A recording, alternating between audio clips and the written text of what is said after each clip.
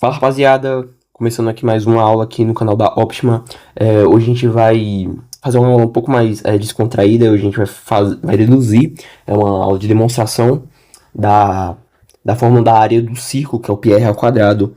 Mas a gente não vai fazer isso através de nenhum cálculo integral, nenhum cálculo newtoniano, alguma coisa que envolva cálculo 1, ok? Basicamente a gente vai fazer isso através de um método chamado método da exaustão. Basicamente, quem criou esse método foi Eudoxo, mas quem formalizou foi esse cara aqui da esquerda, Arquimedes, beleza? Muitos dos conceitos que vocês verão ou já viram de física e matemática, esse cara formalizou ou esse cara construiu, beleza? Muitos conceitos de hidrostática, equilíbrio de um corpo extenso, que é o torque, estática na física, né?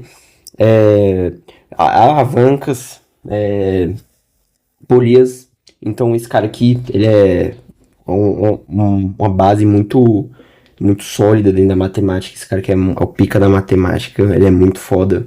E basicamente a gente vai deduzir, vai demonstrar a área do círculo através desse método. Como eu falei, quem criou é o Eudoxo, mas quem formalizou mesmo foi Arquimedes, ok? Vamos começar falando um pouco sobre integral cálculo newtoniano. Vamos definir integral. Essa definição vai ser bem esdrúxula, viu? Não vai ser uma definição 100% exata, mas segue mais ou menos a mesma lógica que a gente vai usar. Lembrando que na época de Arquimedes, não tinha cálculo integral. Muitas das notações que a gente vai utilizar para estar desenvolvendo o cálculo, ele não usou porque não existia na época dele. Notação de seno, por exemplo, trigonometria não existia, é uma coisa que foi construída na época moderna, né? E a gente vai fazer isso de uma maneira mais trivial, mais simplista, beleza? Porque a gente também não é ele, né? A gente não vai ser exato igual ele. Ok, definindo aqui integral, como eu falei, é uma definição bem tosca. Tem uma função definida, cujo ninguém sabe a lei de formação dela aqui. A gente quer basicamente calcular a área que está aqui embaixo dela, beleza? A gente quer calcular essa área. Só que não é trivial a gente calcular essa área. Você concorda comigo? Pô, tem a base aqui, tem as linhas retas aqui, mas olha esse topo aqui. Uma curva meio macabra, uma coisa meio bizarra, né? E basicamente, para calcular essa área, você tem que seguir uma seguinte linha de pensamento. A gente tem que usar coisas que têm uma calculabilidade fácil para a gente chegar em uma aproximação mais exata da área dessa função. Pode não parecer muito claro, mas ou vocês vão entender na prática.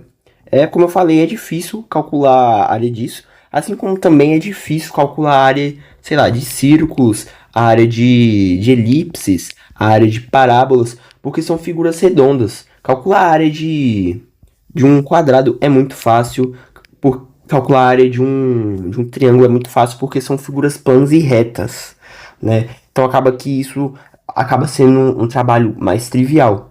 Para calcular a área de círculos, essas figuras mais arredondadas, não é trivial, não é nada trivial, e os gregos, Arquimedes, tiveram que trabalhar muito, achar o brioco no asfalto quente mesmo para conseguir chegar em uma aproximação exata da área de círculo, ok? Hoje em dia tem as equações de áreas prontas pra gente, mas para os caras foram uma dificuldade, justamente porque eles não tinham muito ferramentas para trabalhar com isso.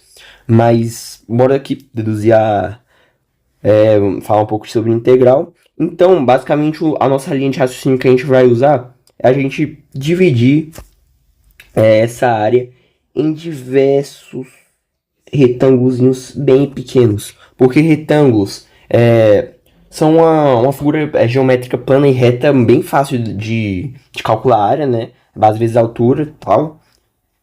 E assim a gente consegue chegar em uma aproximação mais exata. Só que a gente não vai dividir em um, a gente vai dividir em milhares, beleza? bastantes, até essa margenzinha de erro aqui for praticamente nula, beleza? Isso aqui é mais ou menos a definição de integral. A gente vai dividir a área em milhares de retângulos bem pequenininhos e a gente vai somá-los através da integral. Essa notaçãozinha aqui que é basicamente uma formalização de somatório que vocês verão em cálculo se vocês pretendem cursar, né, alguma área que envolva exatas, beleza? Mas vamos para o método da exaustão, vamos desenvolver a área do círculo. Basicamente a gente vai usar essa mesma lógica, mas só que dentro de um círculo, beleza? Então beleza, a gente tem lá um círculo, imagina um círculo, a gente vai escrever um quadrado dentro dele, e a gente quer a área do círculo, lembre disso, a gente quer a área do círculo. Não queremos a área do quadrado. Se a gente calcular a área desse quadrado aqui, a gente vai chegar em uma aproximação. Só que vai ser uma aproximação bem errada, porque olha tanto de área do círculo que falta para a gente chegar. Falta bastante, falta muita área para a gente chegar nessa aproximação exata. O retângulo não é uma ferramenta, o quadrado não é uma ferramenta interessante para a gente aproximar a área, né? Então, basicamente, imagine agora que a gente vai escrever um polígono de mais lados. Então, vamos escrever aqui um hexágono. Um polígono regular de 6 lados. Beleza, aqui está nosso hexágono.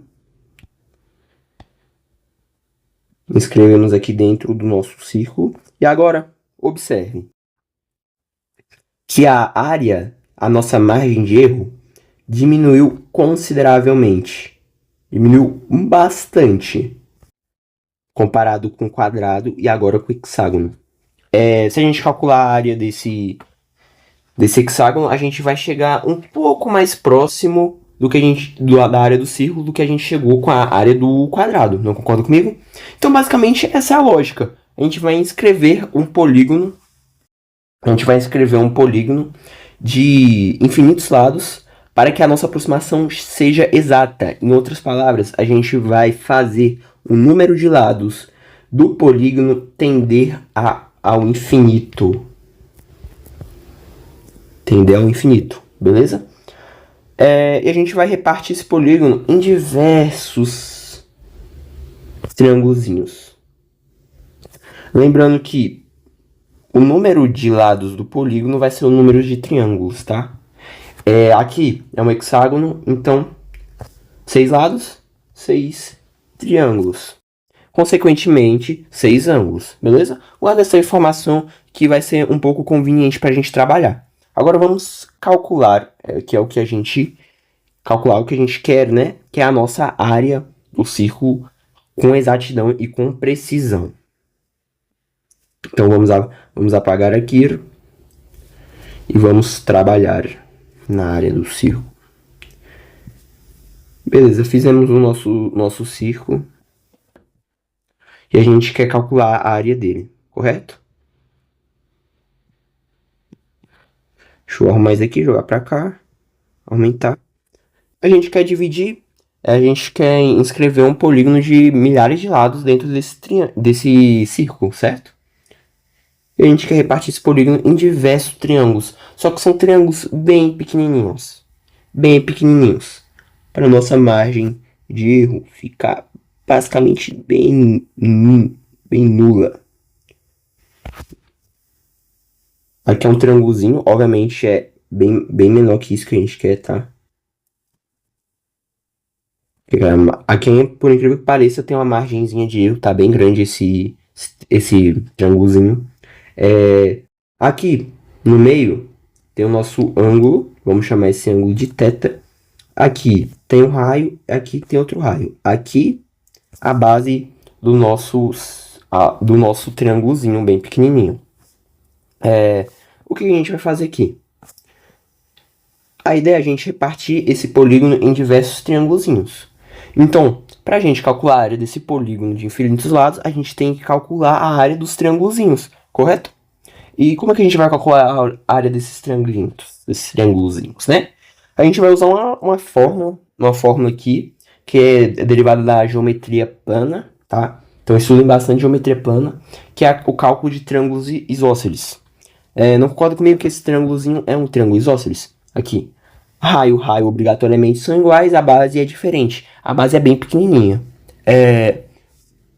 Tem uma fórmula que diz que um triângulo isósceles de AB, com ângulo θ entre eles, pode ser descrita como lado vezes seno do ângulo entre os lados sobre 2. Daqui é a área do nosso triângulo isósceles. A gente vai aplicar aqui o cálculo da área dos triângulozinhos.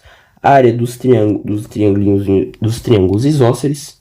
Bora botar a área do polígono logo, do polígono gigante.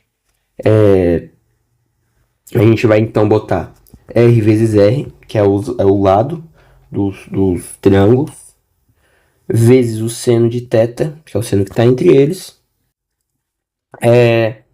sobre 2. Só que, para calcular o polígono, como eu falei, tem que dividir em diversos lados, em milhares de lados, então a gente vai multiplicar pelo número de lados desse polígono. Então a gente vai multiplicar pelo número de lados desse polígono. Beleza? Basicamente, é assim que a gente calcula a área desse polígono, mas a gente quer um cálculo um pouco mais exato, né? Observe. Seno de θ. 360 graus é essa volta toda aqui, ok? 360 graus é essa volta toda aqui. Ela é igual a 2π radianos. Concorda comigo? Π radiano igual a 180, 2π radiano, 2 vezes 180 igual a 360 graus. Beleza? Só que a gente vai ter bilhares de lados, né? Bilhares de lados. E como eu falei para você, se um polígono tem 6 lados, por exemplo, vai ter 6 ângulos. Então a gente vai dividir 2π radianos pelo número de lados também. Então a gente chega que seno de θ vai ser igual a 2π sobre n. Ficou claro isso? Vamos substituir aqui na fórmula. Agora a gente já vai calcular a área do círculo mais precisamente. Vamos formalizar, vamos deixar mais organizadinho. Bora falar que é meio de R vezes o seno de 2π sobre n vezes n. Qual que é o seno de 2π? 2π sobre n. Lembre, o número de lados desse polígono vai tender ao infinito. Só que o ângulo θ, ele vai ser muito pequenininho. Tipo, vai ser muito pequenininho, tá vendo aqui, ó? Ele é bem pequenininho. E analisando um círculo trigonométrico, vamos fazer um círculo trigonométrico. Analisando um círculo trigonométrico, aqui o eixo vertical do nosso seno, o seno horizontal do nosso cosseno. Vamos mudar aqui de cor para deixar um pouco mais claro. Aqui a gente tem o nosso seno. E nessa partezinha aqui, se a gente tiver um ângulo muito pequenininho, calma que foi muito grande. Se a gente tiver um seno bem pequenininho, tentar fazer ele minúsculo. Aqui, ó. Se o nosso ângulo θ for bem pequenininho, se o nosso ângulo θ tender a 0, ou for um número bem pequeno, a gente pode dizer que o seno dele é igual ao ângulo. Entendeu? Em outras palavras, seno de 2π radianos vai ser igual a 2π sobre n. Entenderam? Observe que aqui no eixo do seno, no eixo vertical do sênus, isso aqui é o nosso seno do nosso ângulo, correto? Bem pequenininho. Pequenininho, aquele tá de azul. E ali, o nosso ângulo θ, tá praticamente do mesmo tamanho do nosso seno. Então a gente pode falar que o seno de θ vai ser igual a θ. Uma aproximação exata, porque ele é do mesmo tamanhozinho. Entenderam? Então, substituindo na fórmula, vai ficar... o nosso círculo vai ser meio de r vezes r ao quadrado, vezes seno de 2π sobre n, que é 2π sobre n, vezes n. Agora é só matar e correr para abraço, filhão. N vai embora com n, 2 vai embora com 2.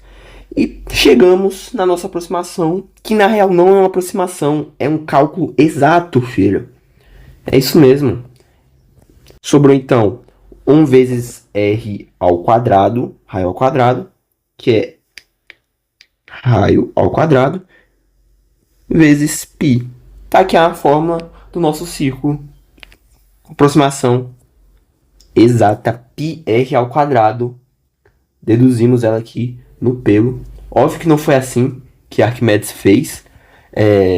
Logo porque não existia muito das notações que a gente utilizou aqui. Não existia a notação de seno, círculo trigonométrico. Mas a gente fez um negócio mais trivial. Que no fundo, é a base do cálculo newtoniano. Se você perceber, é uma coisa bastante análoga, né?